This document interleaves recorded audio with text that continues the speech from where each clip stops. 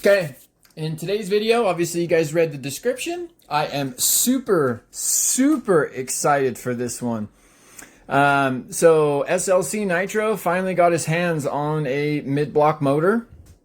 The dude just wants help with his Revo and he's trading for this. Now it is pretty wore out.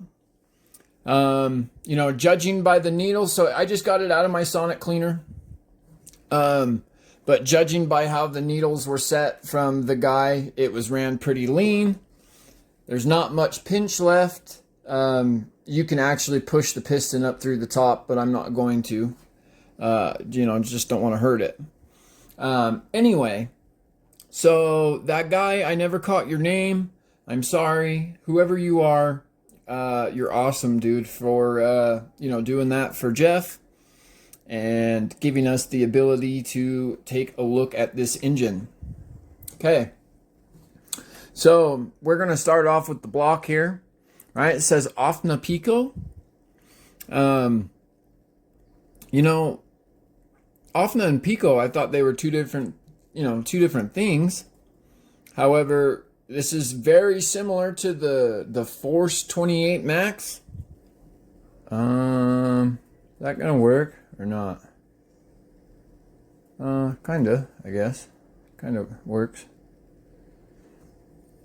Anyway, so the bearings, you know, have got, that's just too bright. Dang. I don't know how to use it properly to get this to work. That's okay, I guess. Kind of see inside there. Sorry, I'm trying. There we go. So not too bright. Maybe if I turn it down a little bit. There we go. Try it from away a little bit. Anyway, so it's got the 10th scale exhaust port. The 4 just like the Traxxas block. You know, this looks a lot like a Force block, like it really does, but it's got the Picco touch for sure. Yeah, little teeny carb port, you know, not very big. You know, quick shout out. I got these from the RC Box Club. I don't know if you guys are subscribed or not, but you really should. I've gotten lots of cool stuff out of it. So 11.5 millimeter carb throat. Like I said, the 10th scale exhaust. So we're almost a 10 millimeter exhaust.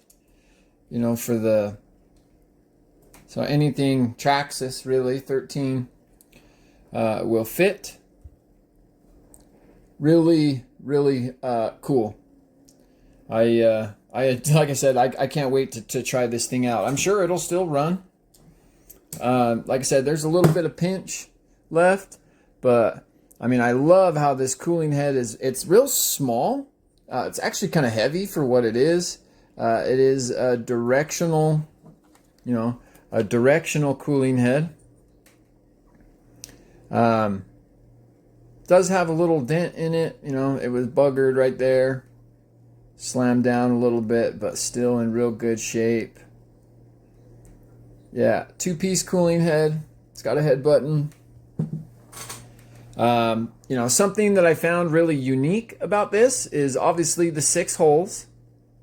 You know, but every single screw on this engine was a 2 millimeter. So I found that really interesting, really cool. But yeah, beautiful. Here, I'm just going to slap this up on my head, make it easier. Really beautiful. Cooling head, anodizing picture on top. Man, I love it.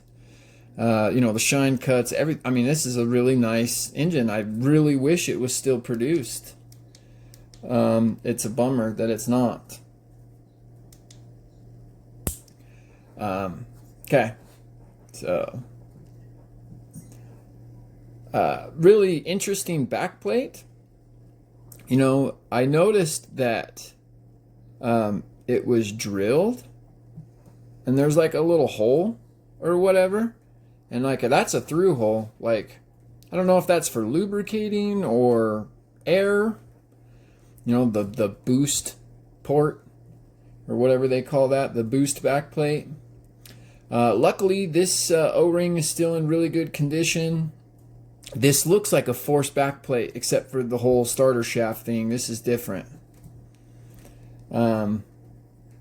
But, you know, it still feels, you know, I mean, I guess it wobbles a little bit, but it still feels okay. Hopefully, you know, it won't leak. But, you know, beautiful machining by Picco. So this crank is very similar to the Force 28R. You know, it's got that short traxxas crank. You know, the oil groove. Few witness marks. I mean, you know, this engine is definitely used. You know, if I had to guess, I would guess about a gallon. Maybe a gallon and a half. The connecting rod and the crank are still nice and solid. There's absolutely no movement there. Just to do a little bit of measurement for you guys, just to make it a little more interesting. So you're, you know, what would they call that? An induction? Or so no wear on the crank pin yet. Your front 7mm, back was what, 13? Yeah, 13mm on the back. You know, of course, your clutch bell 5. Yep. But yeah, cool to see no wear on it. That's neat. Or little wear. So, you know, this was really interesting, this carburetor. It is a low needle carb. Like I said, I don't know where factory settings are or anything like that, so we're just going to fire it up and wing it, you know, as always. But it looks like a standard traxxas air filter will fit on it. And then inside here we got a 7.5mm Venturi. Yeah, aluminum. I would say that that's composite, but it feels weird. Aluminum and composite, I guess. It looks like it's got one of those hardened, or, you know, coated barrels. So that's kind of cool. And to anyone watching this, if anybody happens to have a Picco high-speed O-ring, please send one to me, or, you know, get a hold of me, do, you know, whatever. The traxxas carb kit, I was able to replace the 2 low needle carb or O-rings, but I do not dare to cut that O-ring to test it. The O-rings that I have, I just don't know if they would stretch around that needle and be okay. And I don't want to risk it. Right now, the engine will probably start and run just fine. But I do want to replace it. It's hard, and it's, you know, formed, it's grooved or whatever. The O-ring looks really bad.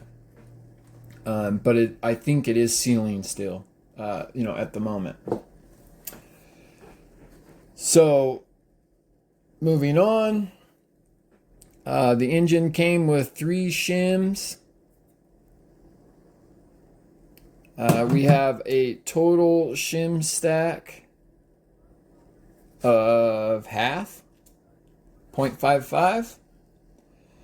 We can measure individual shims real quick, just for, you know, why not? So a 0.1, a 0.12, I guess. 0.22, so that's 3/4. And a 0.22. That's kind of weird. That doesn't add up. Or did it add up? Maybe it added up. I wasn't paying attention. 5.7 this time. 5.6, 5.5. If I really squeeze it, 5.5, 5.4. But anyway, yeah. So super cool there. We could probably definitely remove that 0.01 shim now that the engine's nice and broke in. You know, to up the compression slightly. But I don't think it's you know, really needed. You know, for our meat and potatoes here. So very similar to the Force, you know, besides the 3 dots. You know, as far as the exhaust port, very, very similar, which, you know, I can guarantee you it's port matched to the block. Force really likes to do that, and they make them look really good. Oh, come on. Yeah, there we go. So I don't know how well I'll be able to capture that. Or maybe I should go up top like this. But you can kind of see, I don't know, it's too bright. I'm sorry, guys. I don't really... There we go. Too bright. But port matched very, very well with the block. Which is very typical of Force and probably Pico. Like I said, this is my first Pico I've ever touched, so kind of new to me. So we got the 1, 2, 3, 4, 5. So it's a 5 port plus 2 bypass ports. It's got a real beautiful wide intake. You know, this is definitely a Pico sleeve versus a Force. You know, slightly fanged on the snurly. But real neat. Like I said, this is an awesome piece of RC history right here. Really wish it was still made. It'd be super cool to get, you know, parts for this thing. So we got a flat top piston, 2 grooves. It's got bypass ports. Very typical, once again, of Force. Force does a very similar piston. However, this is CNC'd. I do not believe that this piston was cast. Let me get some better light for you guys.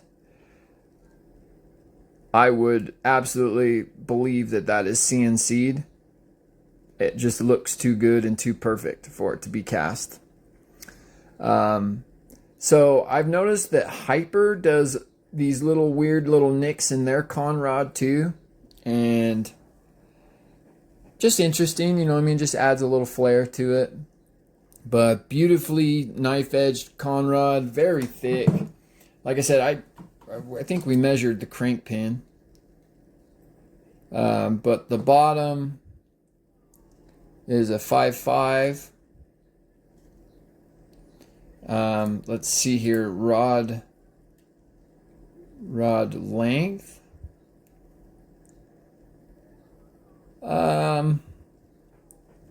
So I'm not, you know, I'm just kind of guessing, I guess, or whatever, you know what I mean? So a 3.3 maybe? Yeah, 33. You know, 33 millimeter length. But beautiful. Let's see here. What did we miss? Did we miss anything? Nope.